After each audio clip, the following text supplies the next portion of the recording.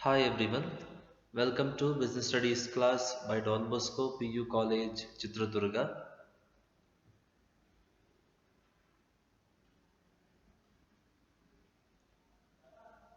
In today's session, we shall discuss about types of cooperative societies. In the immediate previous class, we discussed about the meaning of cooperative society and the merits and demerits of cooperative society. Cooperative society is nothing but it is a voluntary association of economically weak person. For what they make an association, they form an association to help themselves. I mean, to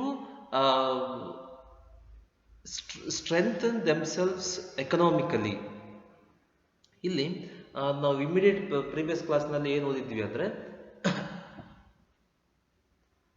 cooperative society ಅನ್ನೋದು voluntary association. ಅಲ್ಲಿ ಯಾವುದೇ ರೀತಿ external force ಇರೋದಿಲ್ಲ. ಯಾರನ್ನೂ force ಮಾಡಲ್ಲ, ನೀನು ಸೇರು, ನೀನು ಬಿಟ್ಟು ಹೋಗು, ಆ ಥರ ಯಾವುದೇ ರೀತಿ ಎಕ್ಸ್ಟರ್ನಲ್ ಫೋರ್ಸ್ ಇರೋದಿಲ್ಲ. ಎಲ್ಲರೂ ವಾಲಂಟಿಯರ್ ಆಗಿ ಜಾಯ್ನ್ ಆಗ್ತಾರೆ. ಯಾವ ಥರ ಪರ್ಸನ್ಸ್ ವಾಲಂಟಿಯರ್ ಆಗಿ ಜಾಯ್ನ್ ಆಗ್ತಾರೆ ಅಂದರೆ ಇಲ್ಲಿ ಎಕನಾಮಿಕಲಿ ವೀಕ್ ಪರ್ಸನ್ಸ್. ಯಾಕೆ ಜಾಯ್ನ್ ಆಗ್ತಾರೆ ಅಂದರೆ ಅವರು ಎಕನಾಮಿಕಲಿ ಸ್ಟ್ರಾಂಗ್ ಆಗೋದಕ್ಕೆ. ಅವ್ರಿಗೆ ಅಂದರೆ ಅವ್ರ ನಡುವೆ ಫಾರ್ ಎಕ್ಸಾಂಪಲ್ 10 ಜನ ಸೇರಿದ್ರು ಅಂತ ತಿಳ್ಕೊಳ್ಳಿ. 10 ಜನ ಅವರೊಳಗೆ ಹೆಲ್ಪ್ ಮಾಡ್ಕೊತಾರೆ. ಎಲ್ಲ ಸೇರಿ 9 ಜನ ಸೇರಿ ಒಬ್ರಿಗೆ ಹೆಲ್ಪ್ ಮಾಡ್ತಾರೆ.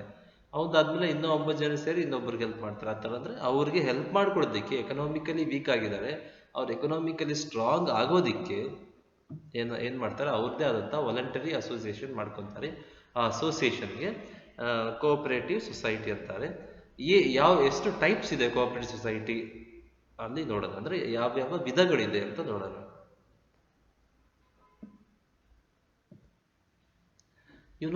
Consumers cooperative societies are formed just to protect the interest of the consumers.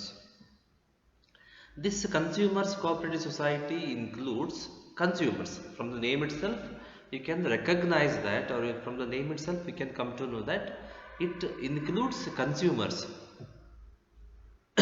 ಇಲ್ಲಿ ನಿಮಗೆ ಹೆಸರಿಂದ ಗೊತ್ತಾಗ್ಬಿಡುತ್ತೆ, ಕನ್ಸ್ಯೂಮರ್ಸ್ ಕೋಆಪರೇಟಿವ್ ಸೊಸೈಟಿ ಅಂದರೆ ಈ ಸೊಸೈಟಿನಲ್ಲಿ ಎಲ್ಲ ಕನ್ಸ್ಯೂಮರ್ಸ್ ಇರ್ತಾರೆ, ಯಾರು ಇರೋದಿಲ್ಲ. ಓಕೆನಾ? ಇಲ್ಲಿ ಎಲ್ಲ ಕನ್ಸ್ಯೂಮರ್ಸ್ ಸೇರಿಕೊಂಡು ಅವ್ರದೇ ಆದಂಥ ಒಂದು ಅಸೋಸಿಯೇಷನ್ ಮಾಡ್ಕೊತಾರೆ. ಅದಕ್ಕೆ ಕನ್ಸ್ಯೂಮರ್ಸ್ ಕೋಆಪರೇಟಿವ್ ಸೊಸೈಟಿ ಅಂತಾರೆ. ಏನಕ್ಕೆ ಮಾಡ್ಕೊತಾರೆ? ಅವರ ಪ್ರೊಟೆಕ್ಷನ್ಗೋಸ್ಕರ, ಅವರ ಬೆನಿಫಿಟ್ಗೋಸ್ಕರ ಏನು ಮಾಡ್ತಾರೆ, ಅವ್ರದ್ದೇ ಆದಂಥ ಒಂದು ಕೋಆಪರೇಟಿವ್ ಸೊಸೈಟಿ ಅಂತ, ಅವ್ರದ್ದೇ ಆದಂಥ ಒಂದು ಅಸೋಸಿಯೇಷನ್ ಅಂತ ಒಂದು ಮಾಡ್ಕೊಂಡಿದ್ದಾರೆ. You got the point, right? Okay. ಏನು benefit? See, when an individual purchases a product, that may be costly, but when individuals join together and when they purchase the products in bulk, that will be cheaper for them. You got the point, right? ಇಲ್ಲಿ consumers cooperative ಸೊಸೈಟಿನಲ್ಲಿ ಎಲ್ಲರೂ ಯಾರು ಇರ್ತಾರೆ? ಕನ್ಸ್ಯೂಮರ್ಸೇ ಇರ್ತಾರೆ. ಇಲ್ಲಿ ಇವ್ರ ಬೆನಿಫಿಟ್ಗೋಸ್ಕರ ಏನು ಮಾಡ್ತಾರೆ, ಒಂದಿಷ್ಟು ಕನ್ಸ್ಯೂಮರ್ಸ್ ಸೇರಿಕೊಂಡು ಒಂದು ಅಸೋಸಿಯೇಷನ್ ಮಾಡಿಕೊಂಡ್ರೆ ಅದನ್ನ ಕನ್ಸ್ಯೂಮರ್ಸ್ ಕೋಆಪರೇಟಿವ್ ಸೊಸೈಟಿ ಅಂತ ಕರೀತಾರೆ. ಏನಕ್ಕೆ ಅಸೋಸಿಯೇಷನ್ ಮಾಡ್ಕೊತಾರೆ ಅಂದರೆ, ಸಿಂಪಲ್ ಆಗಿ ಹೇಳ್ಬೇಕಂದ್ರೆ ಅವ್ರ ಬೆನಿಫಿಟ್ಗೋಸ್ಕರ. ಹೇಗೆ ಬೆನಿಫಿಟ್ ಸಿಗುತ್ತೆ ಅಂತ ಕೇಳೋದಾದರೆ, ಈಗ ಒಬ್ಬ ಕನ್ಸ್ಯೂಮರ್ ಹೋಗಿ 1 kg ಅಕ್ಕಿ ತಗೊಂಡ ಅಂತ ತಿಳ್ಕೊಂಡು, 1 kg ಅಕ್ಕಿ ತಗೊಂಡ್ರೆ ಅವ್ನಿಗೆ 50 ರೂಪಾಯಿ ಬೀಳುತ್ತೆ. ಅದೇ ಒಂದು 10 ಜನ ಸೇರಿಕೊಂಡು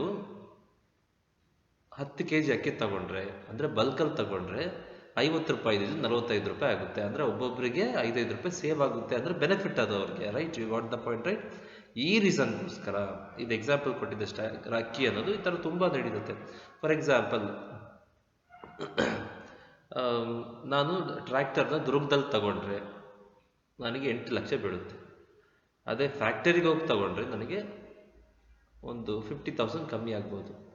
ಬಟ್ 50,000 ಕಮ್ಮಿ ಆಗುತ್ತೆ ಅಂತ ನಾನು ಬ್ಯಾಂಗ್ಳೂರ್ಗೆ ಹೋಗಿ ಫ್ಯಾಕ್ಟರಿ ವಿಸಿಟ್ ಮಾಡಿ ಅಲ್ಲಿಂದ ತಗೊಂಡ್ರೆ ಟ್ರಾನ್ಸ್ಪೋರ್ಟೇಷನ್ ಚಾರ್ಜ್ ಎಲ್ಲ ಅಲ್ಲಿಗೆ ಹೋಗ್ಬಿಡುತ್ತೆ ನನಗೆ.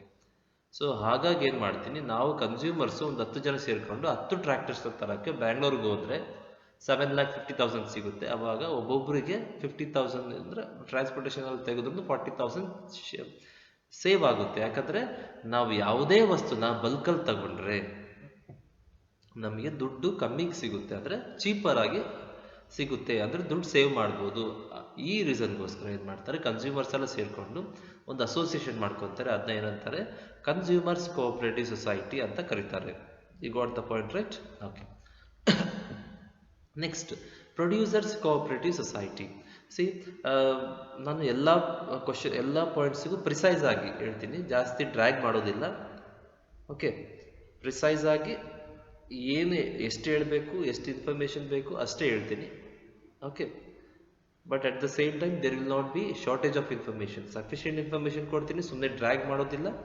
ಎಕ್ಸಾಕ್ಟ್ ಆಗಿ ಎಷ್ಟು ಇನ್ಫಾರ್ಮೇಷನ್ ಬೇಕು, ಪ್ರಿಸೈಸ್ ಆಗಿ ನಿಮಗೆ ಅಷ್ಟು ಇನ್ಫಾರ್ಮೇಷನ್ ಕೊಡ್ತೀನಿ. Okay, producers cooperative society. C, from the name itself we can come to know that it is an association of producers. For what they form the society, or for what they form association? Just to save their money, or just to protect themselves, or just to get benefits. ಇಲ್ಲಿ ಹೆಸರಿಂದಲೇ ಗೊತ್ತಾಗುತ್ತೆ, producers cooperative society ಅಂದರೆ ಇದು society ಬಂದ್ಬಿಟ್ಟು ಇದು association. ಇದೊಂದು association. ಯಾರ್ದು association? Producers. ಒಂದಿಷ್ಟು producers ಸೇರಿಕೊಂಡು ಒಂದು ಅಸೋಸಿಯೇಷನ್ ಫಾರ್ಮ್ ಮಾಡ್ಕೊತಾರೆ. ಆ ಅಸೋಸಿಯೇಷನ್ಗೆ ಏನಂತಾರೆ, ಪ್ರೊಡ್ಯೂಸರ್ಸ್ ಕೋಆಪರೇಟಿವ್ ಸೊಸೈಟಿ ಅಂತಾರೆ. ಏನಕ್ಕೆ ಫಾರ್ಮ್ ಮಾಡ್ಕೊತಾರೆ? ಅಫ್ಕೋರ್ಸ್ ಏನಾದರೂ ಒಂದು ಬೆನಿಫಿಟ್ ಸಿಗುತ್ತೆ, ಅದಕ್ಕೋಸ್ಕರ ಅವ್ರೇನು ಮಾಡ್ತಾರೆ, ಫಾರ್ಮ್ ಮಾಡ್ಕೊತಾರೆ. ಏನು ಬೆನಿಫಿಟ್ ಸಿಗ್ಬೋದು ಅಂತ ಕೇಳಿದಾಗ, ಫಾರ್ ಎಕ್ಸಾಂಪಲ್, ಪ್ರೊಡ್ಯೂಸರ್ಗೆ ಏನು ಬೇಕು? ರಾ ಮೆಟೀರಿಯಲ್ಸ್ ಬೇಕು, ಮಷಿನರೀಸ್ ಬೇಕು, ಫರ್ನಿಚರ್ ಅಂಡ್ ಫಿಟ್ಟಿಂಗ್ಸ್ ಬೇಕು, ಇವೆಲ್ಲ ಬೇಕು. ಇವೆಲ್ಲ ಫಾರ್ ಎಕ್ಸಾಂಪಲ್, ನಾನೊಬ್ಬ ಪ್ರೊಡ್ಯೂಸರು, ನನಗೆ ರಾ ಮೆಟೀರಿಯಲ್ಸ್ ಬೇಕು. ಒಂದು 100 ಟನ್ಸ್ ಅಯನ್ ಬೇಕು. 100 ಟನ್ಸ್ ಅಯನ್ ತಗೊಂಡ್ರೆ ನನಗೆ ಕಾಸ್ಟ್ಲಿ ಆಗುತ್ತೆ. ಅದೇ 10 ಜನ ಸೇರಿಕೊಂಡು ಬಲ್ಕಲ್ಲಿ ತಗೊಂಡ್ರೆ, ಅಂದರೆ 1000 ಟನ್ಸ್ ನಾವು ಹೋಗಿ 1000 ಟನ್ಸ್ ಅಯನ್ ತಗೊಂಡ್ರೆ ನಮಗೆ ದುಡ್ಡು ಸೇವ್ ಆಗುತ್ತೆ, ಅಂದರೆ ಚೀಪರ್ ರೇಟಿಗೆ ಸಿಗುತ್ತೆ.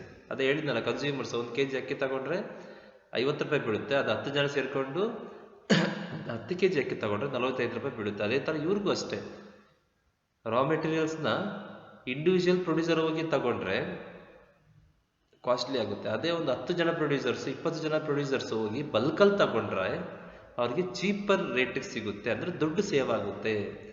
ಸೊ ಈ ದುಡ್ಡು ಸೇವ್ ಆಗಿ ದುಡ್ಡು ಏನು ಮಾಡ್ತಾರೆ, ಮೆಂಬರ್ಸು ಹಂಚ್ಕೊತಾರೆ. ಅದೊಂಥರ ಪ್ರಾಫಿಟ್ ಥರ. ಇಲ್ಲಿ ಸೇವ್ ಆಗಿರೋ ದುಡ್ಡು ಏನು ಗೊತ್ತಾ, ಪ್ರಾಫಿಟ್ ಥರ ಅವ್ರ ನಡುವೆ ಹಂಚ್ಕೊತಾರೆ. You got the point right? Okay, next, marketing cooperative society. ಇದು ಅಷ್ಟೇ, ಇದು ಅಸೋಸಿಯೇಷನ್ ಆಫ್ ಪ್ರೊಡ್ಯೂಸರ್ಸ್. ಇದು ಅಸೋಸಿಯೇಷನ್ ಆಫ್ ಪ್ರೊಡ್ಯೂಸರ್ಸ್. ಹಿಂದೆ ಹೇಳಿದ್ನಲ್ಲ, ಇದು ಅಸೋಸಿಯೇಷನ್ ಆಫ್ ಪ್ರೊಡ್ಯೂಸರ್ಸ್, ಇದು ಅಸೋಸಿಯೇಷನ್ ಆಫ್ ಪ್ರೊಡ್ಯೂಸರ್ಸ್. ಓಕೆ, ಇಲ್ಲಿ ಏನು ಬೆನಿಫಿಟ್ ಸಿಗುತ್ತಂದರೆ ಪ್ರೊಡ್ಯೂಸರ್ಸ್ಗೆ, ಅಂದರೆ ಮಾರ್ಕೆಟಿಂಗ್ ಕೋಆಪರೇಟಿವ್ ಸೊಸೈಟಿಯಲ್ಲಿರೋ ಮೆಂಬರ್ಸ್ಗೆ ಏನು ಬೆನಿಫಿಟ್ ಸಿಗುತ್ತಂದರೆ, ಈಗ ಪ್ರೊಡ್ಯೂಸರ್ಸು ಮಾರ್ಕೆಟಿಂಗ್ ಫಂಕ್ಷನ್ಸ್ ಮಾಡಬೇಕು. ಏನು ಮಾರ್ಕೆಟಿಂಗ್ ಫಂಕ್ಷನ್ಸ್ ಮಾಡಬೇಕು ಅಂದರೆ, ಅವರು ಏನು ಅಡ್ವರ್ಟೈಸ್ಮೆಂಟ್ ಕೊಡಬೇಕಾಗುತ್ತೆ, ಟ್ರಾನ್ಸ್ಪೋರ್ಟೇಷನ್ ಮಾಡಬೇಕಾಗುತ್ತೆ, ವೇರ್ ಹೌಸಿಂಗ್ ಮಾಡಬೇಕಾಗುತ್ತೆ, ಪ್ಯಾಕಿಂಗ್ ಮಾಡಬೇಕಾಗುತ್ತೆ. ಈ ಕೆಲಸಗಳೆಲ್ಲ ಮಾರ್ಕೆಟಿಂಗ್ ಸಂಬಂಧಪಟ್ಟಿರೋ ಕೆಲಸಗಳನ್ನೆಲ್ಲ ಜೊತೆಗೆ ಮಾಡಿದರೆ ಅವರಿಗೆ ದುಡ್ಡು ಸೇವ್ ಆಗುತ್ತೆ. ಫಾರ್ ಎಕ್ಸಾಂಪಲ್, ಎ ಅನ್ನೋನಿದ್ದಾನೆ ಪ್ರೊಡ್ಯೂಸರು, ಅವ್ನು ಸಪ್ರೇಟ್ ಅಡ್ವರ್ಟೈಸ್ಮೆಂಟ್ ಕೊಟ್ಟ, ಅವ್ನು ಸಪ್ರೇಟ್ ವೇರ್ ಹೌಸ್ ಮೇಂಟೈನ್ ಮಾಡ್ಕೊಂಡಿದ್ದಾನೆ, ಅವ್ನು ಸಪ್ರೇಟ್ ಟ್ರಾನ್ಸ್ಪೋರ್ಟೇಷನ್ ಹೊಸ ತಗೊಂಡಿದ್ದಾನೆ. ಸೊ ಈ ಥರ ಇಂಡಿವಿಜುವಲ್ ಮಾಡ್ಕೊಳ್ತಾ ಹೋದರೆ ಅವ್ನಿಗೆ ಕಾಸ್ಟ್ಲಿ ಆಗುತ್ತೆ. ಅದೇ ಒಂದು 10 ಜನ ಸೇರಿಕೊಂಡು A to ಐ ಜೆ ತನಕ ಇದ್ದಾರೆ, ಅಂದರೆ 10 ಜನ ಪ್ರೊಡ್ಯೂಸರ್ಸ್ ಇದ್ದಾರೆ. ಅವ್ರದ್ದೊಂದು ಅಸೋಸಿಯೇಷನ್ ಮಾಡ್ಕೊತಾರೆ, ಮಾರ್ಕೆಟಿಂಗ್ ಕೋಆಪರೇಟಿವ್ ಸೊಸೈಟಿ ಅಂತ ಅಸೋಸಿಯೇಷನ್ ಮಾಡಿಕೊಂಡು ಎಲ್ಲರಿಗೂ ಕಾಮನ್ ಆಗಿ ಟ್ರಾನ್ಸ್ಪೋರ್ಟೇಷನ್ ತೆಗೆದಿಟ್ಕೊತಾರೆ. ಅಂದರೆ ಎಲ್ಲ 10 ಜನನೂ ಆ ಟ್ರಾನ್ಸ್ಪೋರ್ಟೇಷನ್ ಯೂಸ್ ಮಾಡ್ಕೋಬೋದು. ಮತ್ತಿನ್ನೇನು, ಪ್ಯಾಕಿಂಗು ಎಲ್ಲ ಜನರೆಲ್ಲ ಮಾಡಿಸ್ತಾರೆ. ಪ್ಲಸ್ ವೇರ್ ಹೌಸ್ ಒಂದು 2 ಕಟ್ಬಿಟ್ಟು ಕಾಮನ್ ಆಗಿ, ಇಲ್ಲ 1 ಕಟ್ಬಿಟ್ಟು ದೊಡ್ಡದಾಗಿ ಎಲ್ಲ ಪ್ರೊಡ್ಯೂಸರ್ಸ್ ಯೂಸ್ ಮಾಡ್ಕೊಳ್ಳೋದು. ಆ ಟೈಮಲ್ಲಿ ಈ ಥರ ಮಾಡಿದರೆ ಏನಾಗುತ್ತೆ, ಅವರಿಗೆ ದುಡ್ಡು ಸೇವ್ ಆಗುತ್ತೆ. ಒಂದು ವೇರ್ ಹೌಸ್ ಕಟ್ಟೋದಿದ್ರೆ ಏನು ಮಾಡ್ತಾರೆ, ಎಲ್ಲರೂ ದುಡ್ಡು ಹಾಕಿ ಒಂದು ವೇರ್ ಹೌಸ್ ಕಟ್ತಾರೆ. ಅದೇ ಇಂಡಿವಿಜುವಲ್ ನಾನು ಕಟ್ಕೊಂಡು ಸಪ್ರೇಟ್ ಇಟ್ಕೊಂತೀನಿ ಅಂದ್ರೆ ಅದು ಕಾಸ್ಟ್ಲಿ ಆಗುತ್ತೆ. ಓಕೆ, ಬಟ್ ಇಲ್ಲಿ ಎಲ್ಲ ಪ್ರೊಡ್ಯೂಸರ್ಸ್ ಸೇರಿಕೊಂಡು ಈ ಮಾರ್ಕೆಟಿಂಗ್ ಫಂಕ್ಷನ್ಸ್ ಜೊತೆಗೆ ಮಾಡ್ತಾರೆ. ಜೊತೆಗೆ ಮಾಡಿದರೆ ಅವರಿಗೆ ದುಡ್ಡು ಸೇವ್ ಆಗುತ್ತೆ. ವೇರ್ ಹೌಸಿಂಗು ಜೊತೆಗೆ ಕಟ್ಟೋಣ, ನಾವು ಅದನ್ನ ಎಲ್ಲರೂ ಯೂಸ್ ಮಾಡ್ಕೊಳ್ಳೋಣ, ನಮಗೆ ದುಡ್ಡು ಸೇವ್ ಕಮ್ಮಿ ಆಗುತ್ತೆ ಅವಾಗ ಎಲ್ಲರೂ. ಓಕೆ, ಒಂದು ವೇರ್ ಹೌಸ್ ಕಟ್ಟಕ್ಕೆ 1 ಲಕ್ಷ ಅಂದರೆ 10 ಜನ ಶೇರ್ ಮಾಡಿಕೊಂಡ್ರೆ 10,000 ಆಗುತ್ತೆ ಅಷ್ಟೇ. ಸೊ ಈ ಥರ ಜೊತೆಯಾಗಿ ಮಾರ್ಕೆಟಿಂಗ್ ಫಂಕ್ಷನ್ಸ್ನ ಮಾಡಿದರೆ ಮೆಂಬರ್ಸ್ ಅಲ್ಲ, ಅವ್ರಿಗೆ ದುಡ್ಡು ಸೇವ್ ಆಗುತ್ತೆ. ಆ ಸೇವ್ ಆಗಿರೋ ದುಡ್ಡು ಪ್ರಾಫಿಟ್ ಮತ್ತೆ ಮೆಂಬರ್ಸ್ ನಡುವೆ ಶೇರ್ ಮಾಡ್ಕೊತಾರೆ. You got the point, right? Okay. Next, farmers cooperative society. ಇದು ಅಷ್ಟೇ, ಇದು ಒಂದು ಅಸೋಸಿಯೇಷನ್, ವಾಲಂಟರಿ ಅಸೋಸಿಯೇಷನ್. ಯಾರ್ದು ಅಸೋಸಿಯೇಷನ್? ಫಾರ್ಮರ್ಸ್ ಇಂದು. ನಿಮ್ಗೆ ಹೆಸರಿಂದಾನೇ ಗೊತ್ತಾಗುತ್ತೆ, ಇದು ಫಾರ್ಮರ್ಸ್ ಒಂದು ಅಸೋಸಿಯೇಷನ್ ಮಾಡ್ಕೊತಾರೆ. ಅದನ್ನ ಫಾರ್ಮರ್ಸ್ ಕೋಆಪರೇಟಿವ್ ಸೊಸೈಟಿ ಅಂತಾರೆ. ಏನಕ್ಕೆ ಮಾಡ್ಕೊತಾರೆ? ಇವ್ರಿಗೆ ಫಾರ್ಮರ್ಸ್ಗೆ ಕೆಲ ವಸ್ತುಗಳು ಬೇಕು. ಈ ಟ್ರ್ಯಾಕ್ಟರ್ ಬೇಕು, ಪಿಕ್ಚರಲ್ಲಿ ನೋಡ್ತಿರ್ತೀರ, ಟಿಲ್ಲರ್ಸ್ ಬೇಕು, ಫರ್ಟಿಲೈಸರ್ಸ್ ಬೇಕು, ಸೀಡ್ಸ್ ಬೇಕು, ಪೆಸ್ಟಿಸೈಡ್ಸ್ ಬೇಕು, ಈ ಥರ ಇದೆಲ್ಲ ಬೇಕಾಗುತ್ತೆ. ಅಂದರೆ ಕೀಟನಾಶಕಗಳು, ಸೀಡ್ಸ್ ಬೇಕಾಗುತ್ತೆ, ಫರ್ಟಿಲೈಸರ್ಸ್ ಬೇಕಾಗುತ್ತೆ, ಟ್ರ್ಯಾಕ್ಟರ್ ಆ್ಯಂಡ್ ಟಿಲ್ಲರ್ಸ್ ಬೇಕಾಗುತ್ತೆ, ಕೆಲವು ಮಷಿನರೀಸ್ ಬೇಕಾಗುತ್ತೆ. ಇವೆಲ್ಲ ಬೇಕಾಗುತ್ತೆ. ಇವನ್ನೆಲ್ಲ ಒಬ್ಬ ಫಾರ್ಮರ್ ತಗೋಬೇಕಂದ್ರೆ ಆಗಲ್ಲ, ತುಂಬ ಕಾಸ್ಟ್ಲಿ ಆಗುತ್ತೆ ಅವನಿಗೆ. ಹೆಚ್ಚು ಕಮ್ಮಿ ಕೋಟಿಗಟ್ಟಲೆ ಇಡಬೇಕಾಗುತ್ತೆ. ಇವೆಲ್ಲ ಒಂದೇ, ನನಗೆ ಸಪ್ರೇಟ್ ಟ್ರ್ಯಾಕ್ಟರು, ನನಗೆ ಸಪ್ರೇಟ್ ಟಿಲ್ಲರ್ಸು, ನನಗೆ ಸಪ್ರೇಟ್ ಪೆಸ್ಟಿಸೈಡ್ಸ್, ಇದೆಲ್ಲ ಒಬ್ಬನೇ ತಗೋಬೇಕಾದ್ರೆ ಕಾಸ್ಟ್ಲಿ ಆಗುತ್ತೆ. ಅದೇ ಒಂದು 10 ಜನ ಫಾರ್ಮರ್ಸ್ ತಗೊಂಡು ಕಾಮನ್ ಆಗಿ ತಗೊಂಡು ಇಟ್ಕೊಂಡ್ರು ಓಕೆ, ಇಲ್ಲ ಜೊತೆಗೆ ಹೋಗಿ ಫ್ಯಾಕ್ಟರಿಯಲ್ಲಿ ಬಲ್ಕಲ್ಲಿ ತಗೊಂಡ್ರೆ ಅವ್ರಿಗೆ ಕಮ್ಮಿ ಆಗುತ್ತೆ. ಕಮ್ಮಿ ಅಂದ್ರೆ ದುಡ್ಡು ಸೇವ್ ಆಗುತ್ತೆ. ಆ ದುಡ್ಡನ್ನ ಮತ್ತೆ ಏನ್ ಮಾಡ್ತಾರೆ, ಮೆಂಬರ್ಸ್ ಹಂಚ್ಕೊಂತಾರೆ, ಪ್ರಾಫಿಟ್ ಅಂತ ಕನ್ಸಿಡರ್ ಮಾಡಿ. ಈಗ ಒಂದು ಟ್ರ್ಯಾಕ್ಟರ್ ಇಲ್ಲಿ ತಗೊಂಡ್ರೆ 8 ಲಕ್ಷ, ಅದು ಫಾರ್ಮರ್ ಒಂದು ಟ್ರ್ಯಾಕ್ಟರ್ಗೋಸ್ಕರ ಬ್ಯಾಂಗ್ಳೂರು ಇಲ್ಲ ಡೆಲ್ಲಿಗೆ ಹೋಗಿ ಫ್ಯಾಕ್ಟರಿಯಿಂದ ತಗೊಳಕ್ ಆಗಲ್ಲ, ಕಮ್ಮಿ ಸಿಗುತ್ತೆ, ಒಂದು 50,000 ಅಂತ. ಅದೇ 10 ಜನ ಫಾರ್ಮರ್ಸ್ ಸೇರ್ಬಿಟ್ಟು 10 ಟ್ರ್ಯಾಕ್ಟರ್ ತರಬೇಕು, ಫ್ಯಾಕ್ಟರಿಯಿಂದ ಡೈರೆಕ್ಟ್ ಆಗಿ ತರಬಹುದು. ಅವಾಗ ಅವ್ರಿಗೆ ದುಡ್ಡು ಸೇವ್ ಆಗುತ್ತೆ, ಕಮ್ಮಿಗೆ ಸಿಗುತ್ತೆ, ದುಡ್ಡು ಸೇವ್ ಆಗುತ್ತೆ. ಆ ದುಡ್ಡನ್ನ ಪ್ರಾಫಿಟ್ ಅಂತ ಕನ್ಸಿಡರ್ ಮಾಡಿ ಅವ್ರ ನಡುವೆ ಹಂಚ್ಕೊತಾರೆ, ಮೆಂಬರ್ಸ್ ನಡುವೆ. ಓಕೆ, ನಾವು ಕ್ರೆಡಿಟ್ ಕೋಆಪರೇಟಿವ್ ಸೊಸೈಟೀಸ್. ನಿಮಗೆ ಗೊತ್ತಿರ್ಬೋದು, ಈಗೆಲ್ಲ ಬ್ಯಾಂಕಲ್ಲಿ ಲೋನ್ ಅಷ್ಟು ಈಸಿಯಾಗಿ ಸಿಗೋದಿಲ್ಲ. ಈಗ ಇಂಡಿವಿಜುವಲ್ ಆಗಿ ಹೋಗಿ ನಾನು ಲೋನ್ ತಗೋತೀನಿ ಅಂದ್ರೆ ಇಂಟ್ರೆಸ್ಟ್ ಜಾಸ್ತಿ ಆಗುತ್ತೆ ಒಂದು, ಇನ್ನೊಂದು ತುಂಬಾ ಡಿಲೇ ಆಗ್ಬೋದು. ಅದೇ ಏನ್ ಮಾಡ್ತಾರೆ, ಯಾರ್ಯಾರಿಗೆ ಸ್ವಲ್ಪ ಫಿನಾನ್ಷಿಯಲ್ ನೀಡ್ ಇದೆ ಅವ್ರು ಏನ್ ಮಾಡ್ತಾರೆ, ಒಂದು ಅಸೋಸಿಯೇಷನ್ ಮಾಡಿಕೊಂಡು ಕೋಆಪರೇಟಿವ್ ಸೊಸೈಟಿ ಅಂದ್ರೆ ಕ್ರೆಡಿಟ್ ಕೋಆಪರೇಟಿವ್ ಸೊಸೈಟಿ. ಈಗ ಗವರ್ಮೆಂಟ್ ಏನ್ ಮಾಡ್ತದೆ, ತುಂಬಾ ಸಪೋರ್ಟ್ ಮಾಡ್ತದೆ ಈ ಕೋಆಪರೇಟಿವ್ ಸೊಸೈಟೀಸ್ಗೆ. ಸೊ ಒಂದು 10 ಜನ ಸೇರ್ಕೊಂಡು, ಯಾರ್ಯಾರಿಗೆ ಫಿನಾನ್ಷಿಯಲ್ ನೀಡ್ ಇದೆ ಅವರು ಒಂದು 10 ಜನ ಸೇರ್ಕೊಂಡು ಒಂದು ಸೊಸೈಟಿ ಮಾಡಿಕೊಂಡು, ಕ್ರೆಡಿಟ್ ಕೋಆಪರೇಟಿವ್ ಸೊಸೈಟಿ ಅಂತ ಮಾಡಿಕೊಂಡು, ಈ ಸೊಸೈಟಿ ಮೂಲಕ ಬ್ಯಾಂಕ್ಗೆ ಹೋದ್ರೆ ಈಸಿಯಾಗಿ ಕ್ರೆಡಿಟ್ ಸಿಗುತ್ತೆ, ಅಂದ್ರೆ ಲೋನ್ಗಳು ಸಿಗುತ್ತೆ, ಸ್ಯಾಂಕ್ಷನ್ ಆಗುತ್ತೆ, ಜಲ್ದಿ ಆಗುತ್ತೆ, ಈಸಿಯಾಗಿ ಆಗುತ್ತೆ, ಪ್ಲಸ್ ಕಮ್ಮಿ ರೇಟಿಗೂ ಸಿಗುತ್ತೆ. You got the point, right? So ಹಾಗಾಗಿ ಏನ್ ಮಾಡ್ತಾರೆ, ಇವ್ರದ್ದೊಂದು ಯಾರ್ಯಾರಿಗೆ ಫಿನಾನ್ಷಿಯಲ್ ನೀಡ್ ಇದೆ, ಅಂದ್ರೆ ಲೋನ್ ಅವಶ್ಯಕತೆ ಇದೆ, ಸಾಲ ಅವಶ್ಯಕತೆ ಇದೆ, ಅವರು ಒಂದು ಅಸೋಸಿಯೇಷನ್ ಮಾಡ್ಕೊತಾರೆ. ಅದನ್ನ ಕ್ರೆಡಿಟ್ ಕೋಆಪರೇಟಿವ್ ಸೊಸೈಟೀಸ್ ಅಂತಾರೆ. Next, cooperative housing societies. ಇದು ಈ ಯಾವ ತರ ಪರ್ಸನ್ಸ್ ಅಸೋಸಿಯೇಷನ್ ಅಂದ್ರೆ, ಯಾರ್ಯಾರಿಗೆ ಮನೆ ಅವಶ್ಯಕತೆ ಇದೆ ಅವರೆಲ್ಲ ಸೇರ್ಕೊಂಡು ಒಂದು ವಾಲಂಟರಿ ಅಸೋಸಿಯೇಷನ್ ಮಾಡ್ಕೊತಾರೆ. ಈಗ ನಾವು ಒಬ್ಬನೇ ಮನೆ ಕಟ್ಟಬೇಕಾದ್ರೆ 8 ಲಕ್ಷ ಬೇಕು, ಅವ್ನು ಲೋನ್ ತಗೋಬೇಕು, ಇಲ್ಲ ಯಾವ್ದಾದ್ರು ಪ್ರೈವೇಟ್ ಫೈನಾನ್ಷಿಯಲ್ ಇನ್ಸ್ಟಿಟ್ಯೂಷನ್ಸ್ಗೆ ಹೋಗ್ಬೇಕು, ಬಡ್ಡಿಗೆ ತಗೋಬೇಕು. Almost impossible. ತಗೊಂಡ್ರು ತುಂಬಾ ಕಷ್ಟ, ತುಂಬಾ ಇಂಟ್ರೆಸ್ಟ್ ಹೋಗುತ್ತೆ, ತುಂಬಾ ಲಾಸ್ ಆಗುತ್ತೆ. ಅದೇ ಒಂದು 10 ಜನ ಯಾರ್ಯಾರಿಗೆ ಹೌಸ್ ನೀಡ್ ಇದೆ, ಅಂದ್ರೆ ಮನೆ ಅವಶ್ಯಕತೆ ಇದೆ, 10 ಜನ ಅಸೋಸಿಯೇಷನ್ ಮಾಡ್ಕೊತಾರೆ. ತಿಂಗಳ ಒಂದಿಷ್ಟು ಸ್ವಲ್ಪ ದುಡ್ಡು ಹಾಕ್ತಾರೆ. ಒಂದು ಬಲ್ಕ್ ಅಮೌಂಟ್ ರೆಡಿ ಆದ್ಮೇಲೆ ಒಬ್ಬರು ಕೊಡ್ತಾರೆ, ಅದನ್ನ ತಗೊಂಡು ಮನೆ ಕಟ್ಕೊ. ಮತ್ತೆ ಅವಂದು ಆದ್ಮೇಲೆ ನೆಕ್ಸ್ಟ್ ಇನ್ನೊಬ್ಬ ಮೆಂಬರ್ಸಿಗೆ ಕೊಡ್ತಾರೆ. ಅಂದ್ರೆ ಎಲ್ಲರೂ ಸೇರಿ ಒಂದಿಷ್ಟು ಸ್ವಲ್ಪ ದುಡ್ಡು ಹಾಕಿದ್ರೆ ಬಲ್ಕ್ ದುಡ್ಡು ಆಗುತ್ತೆ. ಆ ಬಲ್ಕ್ ದುಡ್ಡನ್ನ ಒಬ್ರಿಗೆ ಕೊಡ್ತಾರೆ, ಒಬ್ರು ಮನೆ ಕಟ್ಕೊತಾರೆ. ಇನ್ನ ಸ್ವಲ್ಪ ದಿನ ಒಂದೊಬ್ಬನ ಸಾಲ ತೀರಿದ ತಕ್ಷಣ ಇನ್ನೊಬ್ಬನ ಕೊಡ್ತಾರೆ. ಆ ತರ ಗೊತ್ತಾಯ್ತಾ? ಫಾರ್ ಎಕ್ಸಾಂಪಲ್, ತಿಂಗಳ 10,000 ಕಟ್ಕೊಂಡು ಹೋಗ್ತಾರೆ 10 ಜನ. ಒಂದು ವರ್ಷ, ಒಂದು ತಿಂಗಳಿಗೆ ತಿಂಗಳ ಏನ್ ಮಾಡ್ತಾರೆ, 10,000 ಕಟ್ಕೊಳ್ತಾ ಹೋಗ್ತಾರೆ. ಒಬ್ಬ ಮೆಂಬರ್ಸ್ 10 ಜನ ಇದ್ದಾರೆ. 10 ತಿಂಗಳಿಗೆ ಎಷ್ಟಾಗುತ್ತೆ, ಒಂದು ತಿಂಗಳಿಗೆ ಎಷ್ಟಾಗುತ್ತೆ, 10 ಜನ ಕಟ್ಟಿದ್ರೆ 10,000 ಕಟ್ಟಿದ್ರೆ 1 ಲಕ್ಷ ಆಗುತ್ತೆ. 10 ತಿಂಗಳಿಗೆ 10 ಲಕ್ಷ ಆಗುತ್ತೆ.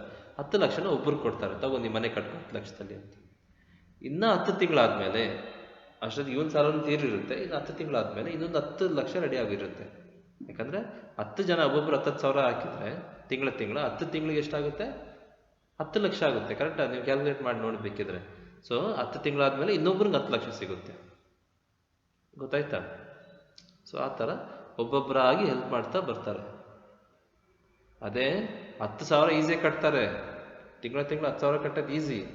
ಬಟ್ ಒಂದೇ ಸರಿ ನನಗೆ 10 ಲಕ್ಷ ಅರೇಂಜ್ ಮಾಡ್ಬೇಕಂದ್ರೆ ಆಗಲ್ಲ. ಅದೇ ಈ ಕೋಆಪರೇಟಿವ್ ಸೊಸೈಟಿ ಮೂಲಕ ಅದು ಸಾಧ್ಯ ಆಗುತ್ತೆ. ಮೆಂಬರ್ಸ್ ಏನು ಮಾಡ್ತಾರೆ, ಮನೆ ಕಟ್ಕೊತಾರೆ. You got the point, right? Okay. Next, here your topic is over. I mean, types of cooperative society is over. How many types we saw? We saw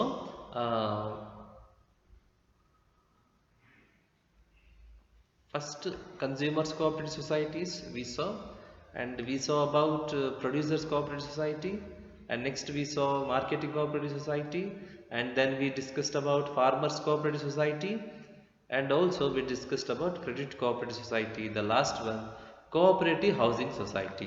You got the point, right? Now we shall pass on to next topic, that is joint stock company. Joint stock company. See,